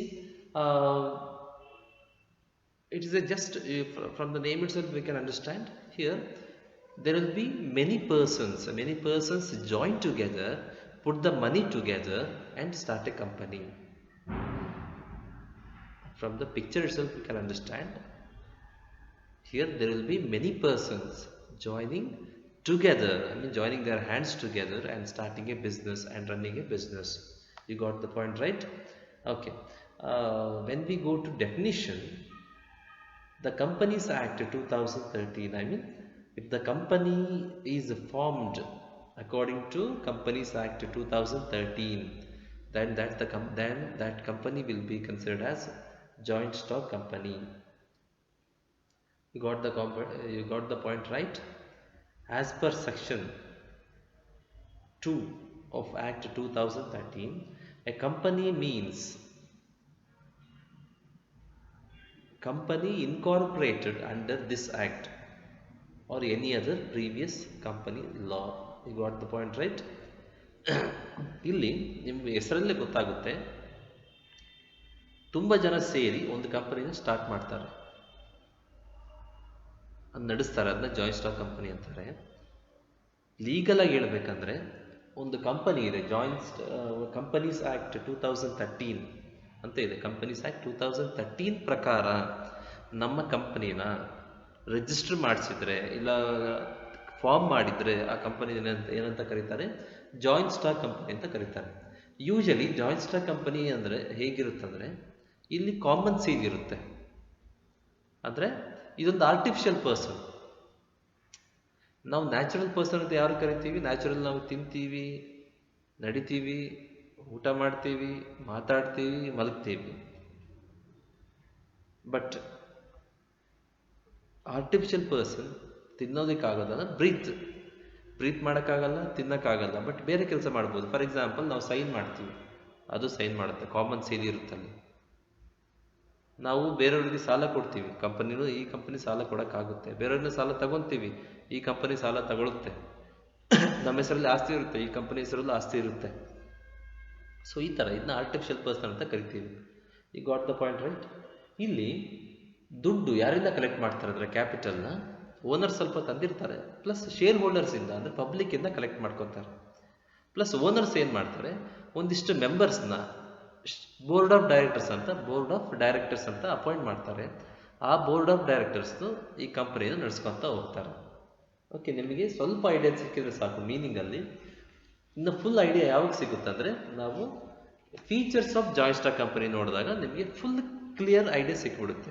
ಏನೇನು features ಅಂತ ನೋಡೋಣ. ಅಂದರೆ ಅದರ ಲಕ್ಷಣಗಳು ಏನೇನು ಅಂದರೆ, joint stock company, ಒಂದು ಕಂಪನಿನ ಜಾಯಿಂಟ್ ಸ್ಟಾಕ್ ಕಂಪನಿ ಅಂತ ಕರಿಬೇಕಂದ್ರೆ ಅದಕ್ಕೆ ಏನೇನು ಲಕ್ಷಣಗಳಿರಬೇಕು, ಇದನ್ನು ಓದ್ಬಿಟ್ರೆ ನಿಮಗೆ ಕ್ಲಿಯರ್ ಐಡಿಯಾ ಸಿಕ್ಬಿಡುತ್ತೆ. ಜಾಯಿಂಟ್ ಸ್ಟಾಕ್ ಕಂಪನಿ ಅಂದರೆ ಏನು ಎಕ್ಸಾಕ್ಟ್ಲಿ ಇನ್ ಡೆಪ್ತ್ ಗೊತ್ತಾಗ್ಬಿಡುತ್ತೆ ನಿಮಗೆ. ಓಕೆ, ಈಗ ಪ್ರಿಸೈಸ್ ಆಗಿ ಏನಂತ ಹೇಳಿದ್ರೆ ನಾನು, ಒಂದು ಕಂಪನಿನ ಕಂಪನೀಸ್ ಆಕ್ಟ್ 2013 ಪ್ರಕಾರ ಎಸ್ಟಾಬ್ಲಿಷ್ ಮಾಡಿದರೆ ಇಲ್ಲ ಫಾರ್ಮ್ ಮಾಡಿದರೆ ಅದನ್ನ ಏನಂತ ಕರಿತೀವಿ ನಾವು, ಜಾಯಿಂಟ್ ಸ್ಟಾಕ್ ಕಂಪನಿ ಅಂತ ಕರಿತೀವಿ ಅಂತ ಹೇಳಿದೆ ನಾನು. ಇಲ್ಲಿ ಓನರ್ಸ್ ಸ್ವಲ್ಪ ಕ್ಯಾಪಿಟಲ್ ತಂದಿರ್ತಾರೆ, ಪಬ್ಲಿಕ್ಕಿಂದ ಸ್ವಲ್ಪ ಶೇರ್ ಹೋಲ್ಡರ್ಸ್ ಅಂದರೆ ಶೇರ್ ಹೋಲ್ಡರ್ಸಿಂದ ಕ್ಯಾಪಿಟಲ್ ಕಲೆಕ್ಟ್ ಮಾಡ್ತಾರೆ. ಒಂದು ಫ್ಯೂ ಮೆಂಬರ್ಸ್ನ ಬೋರ್ಡ್ ಆಫ್ ಡೈರೆಕ್ಟರ್ಸ್ ಅಂತ ಅಪಾಯಿಂಟ್ ಮಾಡ್ತಾರೆ, ಅವರು ಕಂಪ್ನಿನ ರನ್ ಮಾಡ್ಕೊಳ್ತಾ ಹೋಗ್ತಾರೆ ಅಂತ ಹೇಳಿದ್ದೆ. ಕರೆಕ್ಟಾ ಇಲ್ಲ? ಓಕೆ, ಇನ್ನು ಈ ಫೀಚರ್ಸು ಅದೇ ರಿಪೀಟ್ ಆಗುತ್ತೆ, ಏನು ಹೊಸದು ನೋಡಲ್ಲ. ಓಕೆ, ನೋಡ್ತಾ ಹೋಗೋಣ ಏನೇನು ಫೀಚರ್ಸ್ ಅಂತ, ಏನೇನು ಲಕ್ಷಣಗಳು ಅಂತ. ಆರ್ಟಿಫಿಷಿಯಲ್ ಪರ್ಸನ್ ಅಂತ ಹೇಳಿದ್ದೆ, ಇದು ಮೀನಿಂಗಲ್ಲಿ ಹೇಳಿದೆ ನಿಮಗೆ. ಓಕೆನಾ? ಇದು ಏನಂದರೆ, ಈಗ ನಾವು ನ್ಯಾಚುರಲ್ ಪರ್ಸನ್ ಏನು ಮಾಡ್ತೀವಿ, ತಿನ್ನೋದು ನಿದ್ದೆ ಮಾಡೋದೆಲ್ಲ ಬಿಟ್ಬಿಡ್ರಿ, ಸೈನ್ ಮಾಡ್ತೀವಿ. ಓಕೆ, ಅಂದರೆ ಉಸಿರಾಡ್ತೀವಿ, ನಿದ್ದೆ ಮಾಡೋದು ಇದೆಲ್ಲ ಮಾಡಲ್ಲ, ಇದೆಲ್ಲ ಮಾಡಿದ್ರೆ ನ್ಯಾಚುರಲ್ ಪರ್ಸನ್ ಅಂತೀವಿ. ಈ ಉಸಿರಾಡೋದು, ಊಟ ಮಾಡೋದು, ಮಾತಾಡೋದು ಇದು ಸಾಧ್ಯ ಇಲ್ಲ. ಬಟ್ ಮಿಕ್ಕಿದ್ದು ಏನೇನು ಮಾಡ್ಬೋದು ಅಂದರೆ ಈ ಪರ್ಸನ್ ಏನೇನು ಈ ಕಂಪನಿ ಏನು ಮಾಡುತ್ತಂದರೆ, ನಾವು ಸಾಲ ತಗೋತೀವಿ ಬೇರೆಯವರು, ಅದೇ ಥರ ಇದು ಸಾಲ ತಗೋಬೋದು. ನಾವು ಬೇರೆಯವ್ರಿಗೆ ಸಾಲ ಕೊಡ್ತೀವಿ, ಅದೇ ಥರ ಇದು ಈ ಕಂಪನಿನೂ ಸಾಲ ಕೊಡುತ್ತೆ. ನಾವು ಬೇರೆಯವ್ರ ಮೇಲೆ ಕೇಸ್ ಹಾಕ್ತೀವಿ, ಅದೇ ಥರ ಈ ಕಂಪನಿ ಬೇರೆಯವ್ರ ಮೇಲೆ ಕೇಸ್ ಹಾಕುತ್ತೆ. ನಾವು ನಮ್ಮ ಮೇಲೆ ಬೇರೆಯವ್ರ ಕೇಸ್ ಹಾಕ್ಬೋದು, ಇದು ಇಲ್ಲಿ ಸಾಧ್ಯ. Okay, got the point right? ನಾವು ಬೇರೆಯವ್ರ ಜೊತೆ ಕಾಂಟ್ರಾಕ್ಟ್ ಮಾಡ್ಕೊತೀವಿ, ಈ ಕಂಪನಿನೂ ಕಾಂಟ್ರಾಕ್ಟ್ ಮಾಡ್ಕೋಬೋದು. ಅಂದರೆ ಲೀಗಲ್ ಆಗಿ ಎಲ್ಲ ಸಾಧ್ಯ ಇದೆ. ಈ ಉಸಿರಾಡೋದು, ತಿನ್ನೋದು ಇವನ್ ಬಿಟ್ಟರೆ ಸೊ ಮಿಕ್ಕಿದ ಕೆಲಸ ಎಲ್ಲ ಮಾಡುತ್ತಿದ್ದು ಈ ಕಂಪನಿ, ಜಾಯ್ಸ್ಟರ್ ಕಂಪನಿ ಅನ್ನೋದು. ಅದಕ್ಕಾಗಿ ಇದನ್ನು ಏನಂತ ಕರಿತೀವಿ, ಆರ್ಟಿಫಿಷಿಯಲ್ ಪರ್ಸನ್ ಅಂತ ಕರಿತೀವಿ. ಅದೇ ಥರ ನಾವು ಊಟ ಮಾಡೋದು, ನಡೆಯೋದು, ನಿದ್ದೆ ಮಾಡೋದು ಇವೆಲ್ಲ ಸಾಧ್ಯ ಇಲ್ಲ. ಇವೆಲ್ಲ ಸಾಧ್ಯ ಆಗಿದ್ರೆ ಇದನ್ನ ಆರ್ಟಿಫಿಷಿಯಲ್ ಅಂತ ಕರಿತಿರ್ಲಿಲ್ಲ, ನಾವು ನ್ಯಾಚುರಲ್ ಪರ್ಸನ್ ಅಂತ ಕರಿತಿದ್ವಿ.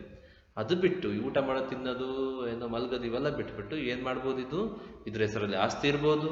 ಇದು ಸೈನ್ ಮಾಡುತ್ತೆ ಅಂದರೆ ಒಂದು ಸೀಲ್ ಅಂತ ಇಟ್ಕೊಂಡಿರ್ತೀವಿ, ಎದ್ದು ಬಂದು ಸೈನ್ ಮಾಡೋಕ್ಕಾಗಲ್ಲ. ಅದಕ್ಕೆ ಅಂತ ಇದ್ರದ್ದು ಫಾರ್ ಎಕ್ಸಾಂಪಲ್ ಡಾನ್ ಬಾಸ್ಕೋ ಒಂದು ಸೀಲ್ ಇದೆ, ಸೀಲ್ ನೋಡ್ತೀರಿ ನೀವೆಲ್ಲಾದ್ರೂ ಹೋದ್ರೆ, ಇದಕ್ಕೊಂದು ಸೀಲ್ ಇಟ್ಟಿರ್ತಾರೆ. ಓಕೆನಾ? ಪ್ಲಸ್ ಇದು ಕಾಂಟ್ರಾಕ್ಟ್ ಮಾಡ್ಕೋಬೋದು ಬೇರೆಯವ್ರ ಜೊತೆ. ಬೇರೆಯವ್ರು ಇದ್ರ ಮೇಲೆ ಕೇಸ್ ಹಾಕ್ಬೋದು, ಈ ಕಂಪನಿ ಮೇಲೆ, ಈ ಕಂಪನಿ ಬೇರೆಯವ್ರ ಮೇಲೆ ಕೇಸ್ ಹಾಕ್ಬೋದು. ಕಂಪನಿ ಸಾಲ ತಗೋಬೋದು, ಲೋನ್ಗಳು ತಗೋಬೋದು ಬ್ಯಾಂಕ್ಗಳಲ್ಲಿ. ಪ್ಲಸ್ ಈ ಕಂಪನಿ ಮೇಲೆ ಬೇರೆಯವ್ರ ಕೇಸ್ ಹಾಕ್ಬೋದು, ಇಲ್ಲ ಈ ಕಂಪನಿ ಬೇರೆಯವ್ರ ಮೇಲೆ ಕೇಸ್ ಹಾಕ್ಬೋದು. ಸೊ ಇವೆಲ್ಲ ಸಾಧ್ಯ ಇರೋದ್ರಿಂದ ಇದನ್ನ ಆರ್ಟಿಫಿಷಿಯಲ್ ಪರ್ಸನ್ ಅಂತ ಕರಿತೀವಿ, ಅದ್ರನ್ನ ಜಾಯ್ಸ್ಟರ್ ಕಂಪನಿನ. ಓಕೆನಾ? ಇದು ಫಸ್ಟ್ ಲಕ್ಷಣ. ಎರಡನೇ ಲಕ್ಷಣ ಏನಂದ್ರೆ ಸಪರೇಟ್ ಲೀಗಲ್ ಎಂಟಿಟಿ. ಏನಿದು ಸಪರೇಟ್ ಲೀಗಲ್ ಎಂಟಿಟಿ ಅಂದರೆ, ಈ ಕಂಪನಿನ ನಾವು ರಿಜಿಸ್ಟರ್ ಮಾಡಿದ ತಕ್ಷಣ, ಓಕೆ, ತುಂಬ ಫಾರ್ಮಾಲಿಟೀಸ್ ಫಾಲೋ ಮಾಡಿ ಅದನ್ನು ಫೀಸ್ ಕಟ್ಟಿ ಸಬ್ ರಿಜಿಸ್ಟ್ರಾರ್ ಹತ್ರ ರಿಜಿಸ್ಟರ್ ಮಾಡಿದ ತಕ್ಷಣ, ಯಾವ್ದ್ರ ಬೇಸಿಸ್ ಮೇಲೆ, ಕಂಪನೀಸ್ ಆ್ಯಕ್ಟ್ 2013 ಮೇಲೆ 13 ಬೇಸಿಸ್ ಮೇಲೆ ಈ ಕಂಪನಿನ ರಿಜಿಸ್ಟರ್ ಮಾಡಿದ ತಕ್ಷಣ ಇದಕ್ಕೆ ಹೋದಂಥ ಒಂದು ಅಸ್ತಿತ್ವ ಸಿಕ್ಬಿಡುತ್ತೆ. ಈಗ ನಮಗೆ ಒಂದು ಅಸ್ತಿತ್ವ ಇದೆ, ಅದೇ ಥರ ಕಂಪನಿಗೆ ಒಂದು ಅಸ್ತಿತ್ವ ಸಿಕ್ಬಿಡುತ್ತೆ. ಮೆಂಬರ್ಸು ಸಪ್ರೇಟು, ಈ ಜಾಯ್ಸ್ಟರ್ ಕಂಪನಿ ಸಪ್ರೇಟು. ಈ ಸೋಲ್ ಪ್ರೊಪ್ರೈಟರ್ಶಿಪ್ಪಲ್ಲಿ, ಪಾರ್ಟ್ನರ್ಶಿಪ್ಪಲ್ಲಿ ಅಲ್ಲಿ ಹೇಳಿದ್ದೆ ನೋ ಸಪ್ರೇಟ್ ಲೀಗಲ್ ಎಂಟಿಟಿ ಅಂತ ಹೇಳಿದ್ದೆ. ಅಂದರೆ ಓನರ್ಸ್ ಅಂದರೆ ಸೋಲ್ proprietorship is best example. Soul proprietorship ಅಲ್ಲಿ ಓನರ್ ಬೇರೆ ಅಲ್ಲ, ಕಂಪನಿ ಬೇರೆ ಅಲ್ಲ, ಇಬ್ರು ಒಂದೇ ಬಾಡಿ ಅಂತ ಹೇಳಿದ್ವಿ. ಸೊ ಲಯಬಿಲಿಟಿನೂ ಅಲ್ಲಿ ಅನ್ಲಿಮಿಟೆಡ್ ಎಲ್ಲ ಇತ್ತು. ಸೊ ಇಲ್ಲಿ ರಿಜಿಸ್ಟ್ರೇಷನ್ ಇಸ್ ಕಂಪಲ್ಸರಿ. ರಿಜಿಸ್ಟರ್ ಮಾಡಿದ ತಕ್ಷಣ ಲೀಗಲ್ ಆಗಿ ಇದಕ್ಕೆ ಅಂತ, ಕಂಪನಿಗೆ ಅಂತ ಒಂದು ಅಸ್ತಿತ್ವ ಸಿಕ್ಬಿಡುತ್ತೆ. ಸೊ ಮೆಂಬರ್ಸ್ ಸಪ್ರೇಟು, ಈ ಕಂಪನಿ ಸಪ್ರೇಟು. ಈ ಕಂಪನಿಯಲ್ಲಿರೋ ಹೆಸರು, ಈ ಕಂಪನಿಯಲ್ಲಿ ಆಸ್ತಿ ಇರುತ್ತೆ ಸಪ್ರೇಟ್ ಆಗಿ. ಯಾವುದಾದ್ರೂ ಒಂದು ಪ್ರಾಜೆಕ್ಟ್ ಸಿಕ್ತು, ಕಾಂಟ್ರಾಕ್ಟ್ ಸೈನ್ ಮಾಡಬೇಕು, ಈ ಕಂಪನಿ ಹೆಸರಲ್ಲಿರುತ್ತೆ ಆ ಪ್ರಾಜೆಕ್ಟು. ಈಗ ಸಾಲ ತಗೋಬೇಕು, ಈ ಕಂಪನಿ ಹೆಸರಲ್ಲಿ ತಗೋತಾರೆ ಸಾಲನ. ಸೊ ಮೆಂಬರ್ ಸಪ್ರೇಟು, ಜಸ್ಟ್ ಅವರು ಏನು ಮಾಡ್ತಾರೆ, ಈ ಕಂಪನಿಗೆ ಎದ್ದು ನಡೆಯೋಕ್ಕಾಗಲ್ಲ, ಊಟ ಮಾಡೋಕ್ಕಾಗಲ್ಲ. ಸೊ ಈ ಕಂಪನಿ ಬದಲಾಗಿ ಆ ಕೆಲಸಗಳನ್ನ ಇವ್ರು ಮಾಡ್ತಾರೆ ಅಷ್ಟೇ. So company separate, members separate. You got the point right? So ಅದಕ್ಕೆ ಸಪ್ರೇಟ್ ಲೀಗಲ್ ಎಂಟಿಟಿ ಅಂತ ಕರೀತಾರೆ.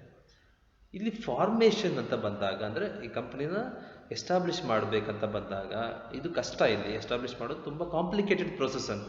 ಈ ಸೋಲ್ ಪ್ರೊಪ್ರೈಟರ್ಶಿಪ್ಗೆ ಮತ್ತು ಪಾರ್ಟ್ನರ್ಶಿಪ್ ಅವೆಲ್ಲ ಕಂಪೇರ್ ಮಾಡಿದ್ರೆ ಇಲ್ಲಿ ಸ್ವಲ್ಪ ಕಾಂಪ್ಲಿಕೇಟೆಡ್ ಪ್ರೊಸೆಸ್ ಅಂತ ಕರೀತಾರೆ. ಏನಕ್ಕಂದರೆ ಸ್ವಲ್ಪ ಕಷ್ಟ ಅಂತ. ಏನಕ್ಕಂದರೆ ಇಲ್ಲಿ ಇದು ರಿಜಿಸ್ಟ್ರೇಷನ್ ಕಂಪಲ್ಸರಿ ಮಾಡಲೇಬೇಕು.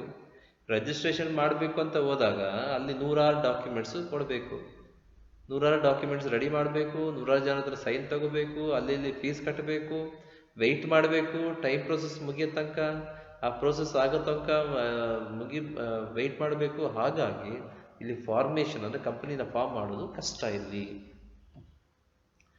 Next ಪರ್ಪಚುವಲ್ succession. ಪರ್ಪಚುವಲ್ ಸಕ್ಸೆಷನ್ ಅಂದರೆ ಕಂಟಿನ್ಯೂಟಿ ಇರುತ್ತಂತಿಲ್ಲಿ. ಈ ಸೋಲ್ ಪ್ರೊಪ್ರೈಟರ್ಶಿಪ್ಪಲ್ಲಿ ಓನರ್ ಸತ್ತು ಹೋದರೆ, ಇಲ್ಲ ಓನರ್ಗೆ ಏನಾದರೂ ಆಕ್ಸಿಡೆಂಟ್ ಆಯಿತು, ಇಲ್ಲ ಓನರು ಏನಾದರೂ ಹುಚ್ಚಿ ಹಿಡಿತು, ಇಲ್ಲ ಪಾಪರಾದ, ಸೊ ಈ ಥರ ಏನಾದರೂ ಆದರೆ ಕಂಪನಿ ಕ್ಲೋಸ್ ಆಗಿಬಿಡುತ್ತೆ. ಪಾರ್ಟ್ನರ್ಶಿಪ್ಪಲ್ಲೂ ಅಷ್ಟೇ, ಏನು ಸೋಲ್ ಪ್ರೊಪ್ರೈಟರ್ಶಿಪ್ಪಲ್ಲೂ ಅಷ್ಟೇ. ಬಟ್ ಇಲ್ಲಿ ಈ ಜಾಯ್ಸ್ಟರ್ ಕಂಪನಿಯಲ್ಲಿ ಆ ಥರ ಆಗೋದಿಲ್ಲ. ಮೆಂಬರ್ಸ್ ಬರ್ತಾರೆ, ಬಿಟ್ಟು ಹೋಗ್ತಾರೆ. ಅದು ಕಂಪನಿ ಎಕ್ಸಿಸ್ಟೆನ್ಸ್ನ, ಕಂಪನಿ ಅಸ್ತಿತ್ವನ ಏನು ಮಾಡಲ್ಲ, ಏನು ಎಫೆಕ್ಟ್ ಮಾಡಲ್ಲ. ಯಾಕಂದರೆ ಸಪ್ರೇಟ್ ಲೀಗಲ್ ಎಂಟಿಟಿ ನೆನ್ಪಿಟ್ಕೊಳ್ರಿ. ಅಂದರೆ ಕಂಪನಿ ಬೇರೆ, ಓನರ್ಸ್ ಬೇರೆ. ಅದೇ ಇಬ್ರು ಒಂದಾಗಿದ್ರೆ ಓನರ್ಸ್ಗೆ ಏನಾದರೂ ಆಯಿತು ಅಂದರೆ, ಮೆಂಬರ್ಸ್ಗೆ ಏನಾದರೂ ಆಯಿತು, ಕಂಪನಿ ಕ್ಲೋಸ್ ಆಗುತ್ತೆ. ಯಾಕಂದರೆ ಇಬ್ರು ಒಂದೇ ಬಾಡಿ. ಬಟ್ ಇಲ್ಲಿ ಇಬ್ರು ಬೇರೆ ಬೇರೆ ಬಾಡಿ ಇರೋದ್ರಿಂದ ಮೆಂಬರ್ಸ್ ಏನಾದರೂ ಆಯಿತು, ಮೆಂಬರ್ಸ್ ಸತ್ತೋದ್ರು, ಆಕ್ಸಿಡೆಂಟ್ ಆಯಿತು, ಮೆಂಬರ್ಸ್ ಬಿಟ್ಟೇ ಹೋದ್ರು, ಏನಾದ್ರೂ ಕಂಪನಿ ಅಸ್ತಿತ್ವ ಇರುತ್ತೆ. ಕಂಪನಿ ಅಸ್ತಿತ್ವಕ್ಕೆ ಯಾವುದೇ ರೀತಿ ಧಕ್ಕೆ ಬರೋದಿಲ್ಲ. ಕಂಪನಿ ಆಸ್ ಯೂಶುವಲ್ ರನ್ ಆಗುತ್ತೆ, ಬೇರೆ ಮೆಂಬರ್ಸ್ ರನ್ ಮಾಡ್ಕೊಂಡು ಹೋಗ್ತಾರೆ. You got the point right? Okay. Control. ಇಲ್ಲಿ ಕಂಪನಿನ ಯಾರು ಕಂಟ್ರೋಲ್ ಮಾಡ್ಕೊತಾರೆ ಅಂದರೆ ಕಂಪನಿ ರಿಯಲ್ ಆಗಿ ಯಾರು ರನ್ ಮಾಡ್ಕೊಂಡು ಹೋಗೋದಂದರೆ ಡೆಸಿಷನ್ ತಗೊಳ್ಳೋದಾಗಿರ್ಬೋದು, ಅಂದರೆ ನಿರ್ಧಾರ ತಗೊಳ್ಳೋದಾಗಿರ್ಬೋದು, ರೂಲ್ಸ್ ಆ್ಯಂಡ್ ರೆಗ್ಯುಲೇಷನ್ಸ್ ಹಾಕೋದಾಗಿರ್ಬೋದು, ಆರ್ಡರ್ಸ್ ಮಾಡೋದಾಗಿರ್ಬೋದು, ಇವನ್ನೆಲ್ಲ ಯಾರು ಮಾಡ್ತಾರೆ ಅಂದರೆ ಬೋರ್ಡ್ ಆಫ್ ಡೈರೆಕ್ಟರ್ಸ್ ಮಾಡ್ತಾರೆ. ಇವ್ರನ್ನ ಯಾರು ಅಪಾಯಿಂಟ್ ಮಾಡಿರ್ತಾರೆ ಅಂದರೆ ಯೂಶಲ್ ಆಗಿ ಮೆಂಬರ್ಸ್ ಅಂದರೆ ಓನರ್ಸ್, ಯಾರು ಇನಿಷಿಯಲ್ ಆಗಿ ಸ್ಟಾರ್ಟ್ ಮಾಡಿರ್ತಾರಲ್ಲ ಅವ್ರು ಆಗ್ತಾರೆ, ಇಲ್ಲ ಅವರು ಬೇರೆಯವ್ರನ್ನ ಅಪಾಯಿಂಟ್ ಮಾಡ್ತಾರೆ, ಎಫಿಷಿಯೆಂಟ್ ಪರ್ಸನ್ಸ್ನ ಹುಡುಕಿ. ಈ ಬೋರ್ಡ್ ಆಫ್ ಡೈರೆಕ್ಟರ್ಸ್ ಇರ್ತಾರಲ್ಲ ಇವರೇ ಕಂಪನಿನ ರನ್ ಮಾಡ್ಕೊಳ್ತಾ ಹೋಗ್ತಾರೆ, ಅಂದರೆ ಕಂಟ್ರೋಲ್ ಮಾಡ್ತಾರೆ. You got the point right. ಇನ್ನು ಕೆಲವು ಕೇಸಸಲ್ಲಿ ಶೇರ್ ಹೋಲ್ಡರ್ಸ್ ಏನು ಮಾಡ್ತಾರೆ, ಯಾಕಂದರೆ ಅವರೇ ರಿಯಲ್ ಓನರ್ಸ್ ಹೇಳ್ಬೇಕಂದ್ರೆ, ಯಾಕಂದರೆ ಅವರೇ ದುಡ್ಡು ಹಾಕಿರ್ತಾರೆ. ಶೇರ್ ಹೋಲ್ಡರ್ಸು ವೋಟಿಂಗ್ ಮೂಲಕ, ವೋಟ್ ಮಾಡೋ ಮೂಲಕ ಬೋರ್ಡ್ ಆಫ್ ಡೈರೆಕ್ಟರ್ಸ್ನ ಸೆಲೆಕ್ಟ್ ಮಾಡ್ಬೋದು, ಇಲ್ಲ ಡೈರೆಕ್ಟಾಗಿ ಓನರ್ಸೇ ನಾವೇ ಬೋರ್ಡ್ ಆಫ್ ಡೈರೆಕ್ಟರ್ಸ್ ಆಗ್ತೀವಿ ಅಂತ ಆಗ್ಬೋದು. ಈ ಥರದ್ದು ಸಿಚುವೇಶನ್ಸ್ ಇದೆ ಕೆಲವು ಕಡೆ. You got the point right. You got the point right. So control ಅಂದರೆ ಕಂಪನಿನ ಕಂಟ್ರೋಲ್ ಮಾಡೋದು, ಡೆಸಿಷನ್ ತಗೊಳ್ಳೋದು, ರೂಲ್ಸ್ ಆ್ಯಂಡ್ ರೆಗ್ಯುಲೇಷನ್ಸ್ ಹಾಕೋದು, ಆರ್ಡರ್ಸ್ ಮಾಡೋದು, ಕಮಾಂಡ್ ಮಾಡೋದು, ಎಂಪ್ಲಾಯೀಸ್ನ ತಗೊಳ್ಳೋದು. ಸೊ ಈ ಕೆಲಸ ಎಲ್ಲ ಯಾರು ಮಾಡ್ತಾರೆ? ಬೋರ್ಡ್ ಆಫ್ ಡೈರೆಕ್ಟರ್ಸ್ ಮಾಡ್ತಾರೆ. ಯೂಶಲಿ ಶೇರ್ ಹೋಲ್ಡರ್ಸ್ ಇರ್ತಾರಲ್ಲ, ಶೇರ್ ಹೋಲ್ಡರ್ಸ್ ಯಾವುದೇ ರೀತಿ ಕಂಟ್ರೋಲಿಂಗ್ ಪವರ್ ಇರೋದಿಲ್ಲ. ಅವರು ಏನು ಕಂಪನಿ ವ್ಯವಹಾರಗಳಲ್ಲಿ ತಲೆ ಹಾಕೋಂಗಿಲ್ಲ ಅಲ್ಲಿ. ಓಕೆನಾ? You got the point right. Okay. Common seal ನಾವು ಏನಾದರೂ ಕಾಂಟ್ರಾಕ್ಟ್ ಮಾಡ್ಕೊಂಡು ಬೇರೆಯವ್ರ ಜೊತೆ ಸೈನ್ ಮಾಡ್ತೀವ ಇಲ್ಲ? ಓಕೆ. ಈ ಕಂಪನಿ ಇದು ಆರ್ಟಿಫಿಷಿಯಲ್ ಪರ್ಸನ್, ನ್ಯಾಚುರಲ್ ಪರ್ಸನ್ ಅಲ್ಲ, ಎದ್ದು ಬಂದು ಸೈನ್ ಮಾಡೋಕ್ಕಾಗೋದಿಲ್ಲ. ಇದಕ್ಕೆ ಆದಂಥ ಸಪ್ರೇಟ್ ಅಸ್ತಿತ್ವ ಇದೆ, ಬಟ್ ಇದು ನ್ಯಾಚುರಲ್ ಪರ್ಸನ್ ಅಲ್ಲ, ಆರ್ಟಿಫಿಷಿಯಲ್ ಪರ್ಸನ್. ಸೊ ಹಾಗಾಗಿ ಇದಕ್ಕೆ ಎದ್ದು ಬಂದು ಸೈನ್ ಮಾಡೋಕ್ಕಾಗೋದಿಲ್ಲ. ಕಾಂಟ್ರಾಕ್ಟ್ ಮಾಡ್ಕೊಂಡ್ರೆ ಸೈನ್ ಬೇಕು, ಲೋನ್ ತಗೊಂಡ್ರೆ ಸೈನ್ ಬೇಕು, ಸೊ ಇದಕ್ಕೆಲ್ಲ ಸೈನ್ ಬೇಕಾಗುತ್ತೆ. ಸೊ ಹಾಗಾಗಿ ಒಂದು ಕಾಮನ್ ಸೀಲ್ ಮಾಡಿಬಿಡ್ತಾರೆ. ಇಲ್ಲಿ ನೋಡಿರ್ತೀರಿ, Don Bosco PU college Chitradurga ಅಂತ ಸೀಲ್ ಹಾಕ್ಬಿಟ್ರೆ ಇದು ಡಾನ್ ಬಾಸ್ಕೋ ಸೈನ್ ಇದ್ದಂಗೆ. ಅಫ್ಕೋರ್ಸ್ ಇದಕ್ಕೆ ಸಪೋರ್ಟ್ ಯಾರು ಮಾಡ್ತಾರೆ ಅಂದರೆ ಈ ಸೀಲ್ಗೆ ಬೋರ್ಡ್ ಆಫ್ ಡೈರೆಕ್ಟರ್ಸ್ ಸೈನ್ ಮಾಡ್ತಾರೆ, ಬಟ್ ಈ ಸೀಲ್ ಇರಲೇಬೇಕು. ಓಕೆ, ಇದು ಒಂಥರ ಕಂಪನಿದು ಸೈನ್ ಇದ್ದಂಗೆ. ಓಕೆ, ಇದು ಎಲ್ಲ ಡಾಕ್ಯುಮೆಂಟ್ಸಲ್ಲಿ ಯೂಶಲಿ ಕಾಮನ್ ಸೀಲ್ ಇರಲೇಬೇಕಂತಿಲ್ಲ, ಇದ್ರೂ ನಡೀತತೆ, ಇಲ್ಲ ಅಂದ್ರೂ ನಡೀತತೆ, ಇದ್ದರೆ ಓಕೆ ಇದು ಒಂಥರ ಕಂಪನೀಸ್ ಸೈನ್ ಇದ್ದಂಗೆ. ಇದು ಇನ್ನೂ ಸ್ಟ್ರಾಂಗ್ ಆಗಿ ಆಗಬೇಕಂದ್ರೆ ಓನರ್ಸ್ ಸೈನ್ ಮಾಡ್ತಾರೆ, ಅಂದರೆ ಬೋರ್ಡ್ ಆಫ್ ಡೈರೆಕ್ಟರ್ಸ್ ಇದ್ರ ಜೊತೆಗೆ ಸೈನ್ ಮಾಡ್ತಾರೆ. ಸೈನ್ ಮಾಡಿದರೆ ಇದು 100% ಲೀಗಲ್ ಆಗುತ್ತೆ. Okay, you got the point right. Common seal, ಈ ಕಾಮನ್ ಸೀಲ್ ಬಂದ್ಬಿಟ್ಟು ಕಂಪನಿದು ಎಲ್ಲ ಡಾಕ್ಯುಮೆಂಟ್ಸಲ್ಲಿ ಇರುತ್ತೆ, ಎಲ್ಲ ಬಿಲ್ಗಳ ಮೇಲೆ ಇರುತ್ತೆ. Okay, you got the point right. Okay, next risk bearing. ಇಲ್ಲಿ ರಿಸ್ಕ್ ಅನ್ನೋದ್ರೆ ಲಾಸ್ ಅನ್ನೋದು. Okay, you got the point right. ಇಲ್ಲಿ ಲಾಸ್ ಬಂದ್ಬಿಟ್ಟು ಯಾರ ನಡುವೆ ಶೇರ್ ಆಗುತ್ತೆ ಅಂದರೆ ಇಲ್ಲಿ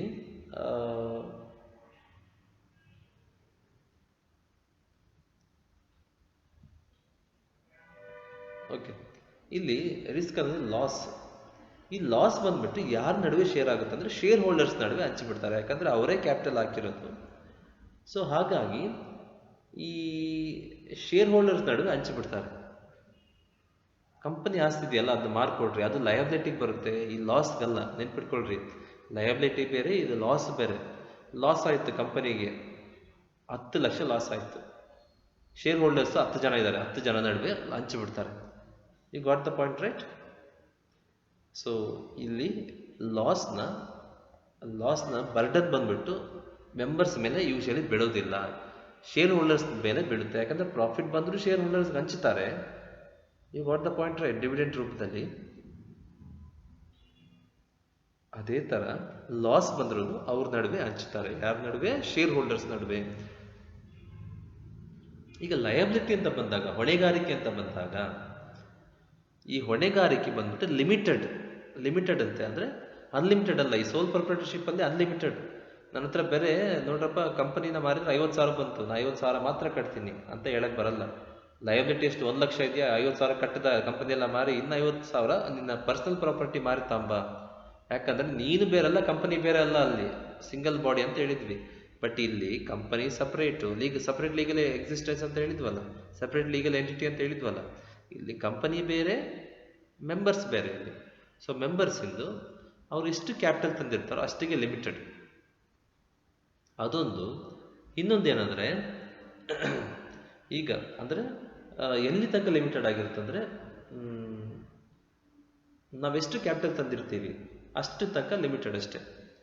you got the point right. ಈ ಸಾಲ ಗೀಲ ಇತ್ತು ಅಂದರೆ ಲಯಬಿಲಿಟಿಯಲ್ಲಿ ಎರಡು ಬರುತ್ತೆ, ಸಾಲ ಇತ್ತು ಕಂಪನಿದು. ಸೊ ಇವೆಲ್ಲ ಇದ್ದರೆ ಕಂಪನಿ ಆಸ್ತಿ ಮಾರಿ ಕೊಟ್ಬಿಡ್ತಾರೆ. You got the point right. ಕಂಪನೀಸ್ದು ಆಸ್ತಿ ಮಾರಿ ಕೊಟ್ಬಿಡ್ತಾರೆ. ಇವ್ರು ಪರ್ಸನಲ್ ಪ್ರಾಪರ್ಟಿನ ಯಾರು ಕೇಳಲ್ಲ.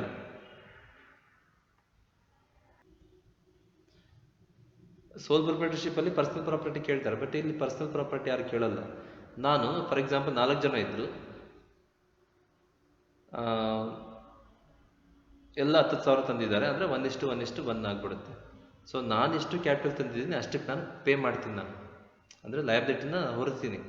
ಮಿಕ್ಕಿದ್ದು ಸಾಲ ಗಿಲ್ಲ ಎಲ್ಲ ಇದ್ದರೆ ಕಂಪನಿ ಮೇಲೆ ಆಸ್ತಿ ಇರುತ್ತಲ್ಲ, ಆ ಕಂಪನಿನ ಏನು ಮಾಡ್ತಾರೆ, ಹಂಚಿಬಿಡ್ತಾರೆ. Okay, you got the point right. ಇಲ್ಲಿ ಯೂಶಲಿ ಮೆಂಬರ್ಸಿಂದು ಏನು ಎಷ್ಟು ಲಿಮಿಟ್ ಆಗಿರುತ್ತೆ ಅಂದರೆ ಅನ್ಪೇಯ್ಡ್, ಅಂದರೆ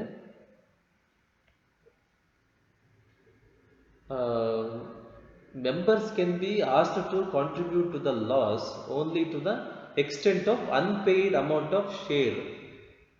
ಓಕೆ, ಅಂದರೆ ಅನ್ಪೇಯ್ಡ್ ಅಮೌಂಟ್ ಆಫ್ ಶೇರ್ ಎಷ್ಟಿರುತ್ತೆ ಅಷ್ಟಕ್ಕೆ ಮಾತ್ರ ಕಾಂಟ್ರಿಬ್ಯೂಟ್ ಮಾಡ್ತೀನಿ ನಾನು. ಮೆಂಬರ್ಸ್ ಲಿಮಿಟ್ ಆಗುತ್ತೆ. ಹೇಗಂದರೆ ಫಾರ್ ಎಕ್ಸಾಂಪಲ್ಲು ಒಬ್ಬ ಎ ಅಂತ ಇದ್ದಾನೆ, ಅವನ ಹತ್ರ 2,000 ಶೇರ್ಸ್ ಇದೆ.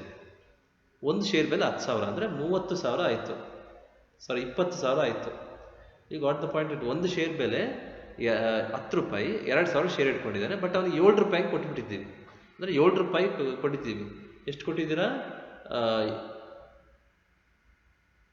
10 ರೂಪಾಯಿ ಕೊಡೋ ಜಾಗದಲ್ಲಿ 7 ರೂಪಾಯಿ ಕೊಟ್ಟಿದ್ರೆ ಇನ್ನು 3 ರೂಪಾಯಿ ಬ್ಯಾಲೆನ್ಸ್ ಇದೆ. ಅಂದರೆ 2,000 ಶೇರ್ಗೆ 10 ರೂಪಾಯಿ. You got the point right. ಅಂದರೆ ಎಷ್ಟಾಗುತ್ತೆ? 20,000 ಕೊಡಬೇಕು, ಬಟ್ ಅವನಿಗೆ ಎಷ್ಟು ಕೊಟ್ಟಿದ್ದೀರಾ? 14,000 ಕೊಟ್ಟಿದ್ದೀರಾ, ಇನ್ನು 6,000 ಬ್ಯಾಲೆನ್ಸ್ ಇದೆ.